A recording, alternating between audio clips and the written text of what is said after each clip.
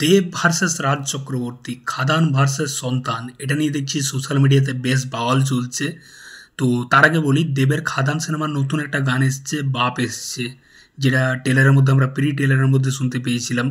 গানটা মানে ওই হুক লাইনটা, যা যা বলে দে তোর বাপ এসেছে, যেটা বেশ ইম্প্যাক্ট ফেলেছিল টেলারের মধ্যে। আমার পার্সোনালি বেশ ভালো লেগেছিল। তো পুরো গানটা চলে এসছে, গানটাতে মিউজিক দিয়েছে নীলায়ন চ্যাটার্জি, গানটা গেয়েছে ঈশান মিত্র, খুব ভালো গেয়েছে এবং নীলায়ন চ্যাটার্জি মিউজিকটাও হেভি দিয়েছে। গানটা শুনতে ব্যাপক লাগছে, সলিড গানটা, এবং দেবকে দেখতে ভালো লাগছে। তার ওরকম একটা বিয়ার্ড লুক, ব্যাপক লাগছে দেবকে দেখতে। অনেকদিন পর দেবকে ওরকম মাস অ্যাকশন গানে দেখতে পাচ্ছি। আমরা তো এরকমভাবে দেবকে দেখতে চেয়েছিলাম, তো ভালো লাগছে দেখতে। গানটার মধ্যে স্কেল রয়েছে, ব্যাকগ্রাউন্ড ডান্সার নিয়ে গানটা করা হয়েছে, খরচা করেছে, এবং দেবের কিছু পুরনো গানকে ট্রিবিউটও দিয়েছে গানের মধ্যে। ওই একটা জায়গায় বলছে চ্যালেঞ্জ নিবি না সালা, ওই যে বাচ্চারা র্যাপটা করছে ওখানে, খোকাবাবুর যে একটা গান ছিল যেখানে বাচ্চারা র্যাপ করছিল, ওই জায়গাটা মনে পড়ছে। এবং একজন সুপারস্টার যে অনেকদিন পর অ্যাকশন জনরাতে ফিরছে, তাকে ট্রিবিউট দিচ্ছে, তো পুরো লিরিক্সটাতে দেখবে মানে বুঝতে পারা যাচ্ছে যে একজন সুপারস্টার অ্যাকশন জনরাতে ফিরছে, এবং সেই যে এখন বর্তমান সময়ে দাঁড়িয়ে বাংলার সবথেকে বড় সুপারস্টার, সেটা লিরিক্সের মধ্যে তাকে ট্রিবিউটও দেওয়া হয়েছে, যেটা আমার ভালো লেগেছে।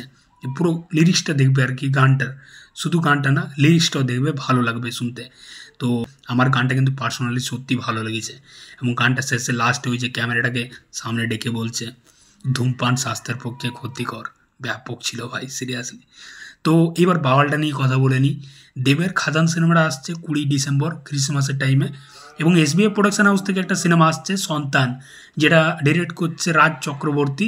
সিনেমার মধ্যে কাস্টিং ভালো আছে, মিঠুন চক্রবর্তী, ঋত্বিক চক্রবর্তী, শুভশ্রী গাঙ্গুলি, তো অনুষ্কা মজুমদার, ভালো একটা কাস্টিং আছে। তো দেবের খাদান সিনেমার প্রমোশন হচ্ছে জোর কদমে, সেটা দেখে রাজ চক্রবর্তীর গাড় জ্বলে গেছে।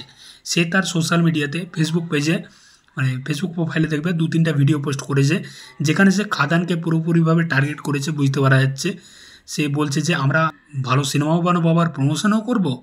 প্রমোশন তারাই করে যারা খারাপ সিনেমা বানায়, মানে খাদান এখন জোর কদমে মানে প্রমোশন করছে, যেটা আমরা দেখতে পাচ্ছি। পুরো ওয়েস্ট বেঙ্গল ট্যুর করছে তারা, নানা রকম জায়গায় যাচ্ছে, প্রত্যেকটা সোশ্যাল মিডিয়াতে প্রমোশন করছে। তো এটা দেখে রাজ চক্রবর্তীর গাড় চলে গেছে, এবং তার মানে পেছনে যে এসবিএফের হাত রয়েছে না, এই জন্যই সে এত উড়ছে। এবং এই টাইপের সিনেমা এখন বাংলাতে চলছে, এই যে সন্তানের মতো সিনেমা, তার জন্য তার একটু বেশি মানে হাবভাব চলছে দেখতে পাচ্ছি। তার ভিডিওগুলো দেখবে, বুঝতে পারবে যে সে পুরোপুরিভাবে পোক করছে খাদানকে, দেবকে। যাই হোক, তো এটাতে মানে দেবের কিছু যায় আসে না, তাতে ভালো ছেড়া যাবে না, কারণ রাজ চক্রবর্তীর বাজার এমনিতেই খারাপ চলছে। তার লাস্ট যে সিনেমাটা বাবলি, যেটা গাধার গাড়ি চলে গেছিলো, এই সিনেমাটাও চলে যাবে। তো জানি না কেন বাংলাতে এরকম এত বড় একটা কমার্শিয়াল অ্যাকশন সিনেমা হচ্ছে, সেটাকে অ্যাপ্রিসিয়েট করা দরকার, সেটাকে সাপোর্ট করা দরকার, কিন্তু কেন এরকমটা করছে আমি বুঝতে পারছি না। রাজ চক্রবর্তীর ওপর এটা সত্যি আমার মানে আশা ছিল না, সেরকম মানে একজন মানুষ না, কিন্তু সত্যি সেও এরকম টাইপেরই মানুষ, বুঝতে পেরে গেলাম। এবং শুভশ্রী গাঙ্গুলি সে পেছন থেকে বলে যাচ্ছে যে আমাদের সিনেমায় কোনো খাদ নেই, আমাদের সিনেমা নেই খাদ। তো এর থেকে বুঝতে পারা যাচ্ছে যে তারা খাদানকে টার্গেট করছে। তো যাই হোক, এটাতে কিছু যায় আসে না দেবের। দেখা যাক 20 ডিসেম্বর মানে ক্রিসমাসের টাইমে সন্তান নাকি খাদান, কে বক্স অফিসে মানে রাজা হয়। তোমাদের কি মতামত অবশ্যই কমেন্ট বক্সে জানাও। এবং রাজ চক্রবর্তীর জন্য আমার যেটুকু ভালোবাসা ছিল, সেটা গাধার গাড়ে চলে গেছে। তো চলাম বস, দেখা যাচ্ছে পরের ভিডিওতে। এই চ্যানেলটায় নতুন হয়ে থাকলে অবশ্যই সাবস্ক্রাইব করে দাও বস। Take care.